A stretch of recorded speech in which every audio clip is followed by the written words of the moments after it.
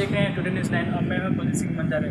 और आज हम बात करेंगे ऐसे पर्यटन स्थल की ऐसे जगह के बारे में जो कि बहुत ही खूबसूरत और बहुत ही लाजवाब जगह है। हम बात कर रहे हैं निजदा डैम के बारे में, जो कि आरंग से करीब 8 और से 9 किलोमीटर की दूरी में यहाँ पर जगह स्थित है, जहाँ पर आप देख सकते हैं कि यह एक बहुत बड़ा डैम है जिसको निजदा डैम के नाम से जाना जाता है। यहाँ पर वाटर लेवल काफ़ी संख्या में बरसात की आप देख रहे हैं कि बरसात का मौसम है, यहाँ पर काफ़ी संख्या में पानी भरा हुआ है।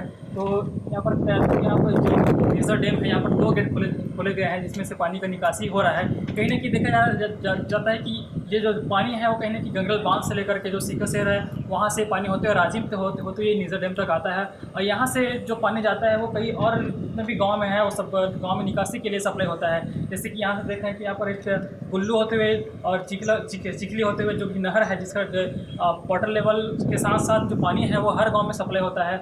उसके साथ साथ गुल्लू होते हुए निजदा चिखली डैम होते हुए वो खरोड़ा फिर वडगन साइड जो कि जिस गाँव में जाता है उस गाँव में सप्लाई के लिए इस पानी का निकासी के लिए जाना जाता है। जैसे कि आप देख रहे हैं कि यहाँ पर एक पर्यटन स्थल है, काफ़ी लोग यहाँ पर पिकनिक मनाने आते हैं और अपना टाइम स्पेंड करने आते हैं, मौज मस्ती करने आते हैं, इस जगह का लाभ उठाने के लिए आते हैं। जैसे कि आप देख रहे हैं जिस प्रकार का गंगरेल बांध है उसी प्रकार का एक निजदा डैम है जो कि हर लोग यहाँ पर घूमने फिरने के लिए आते हैं, पिकनिक मनाने के लिए आते हैं, चाहे वो फैमिली के साथ हो चाहे दोस्तों के साथ हो। जैसे कि आप देख रहे हैं कि यहाँ पर गार्डन है, काफ़ी खूबसूरत गार्डन है, यहाँ पर गार्डन बनाया गया है जिसमें से लोग इसका आनंद उठाने के लिए आते हैं। बहुत ही खूबसूरत नज़ारा है। तो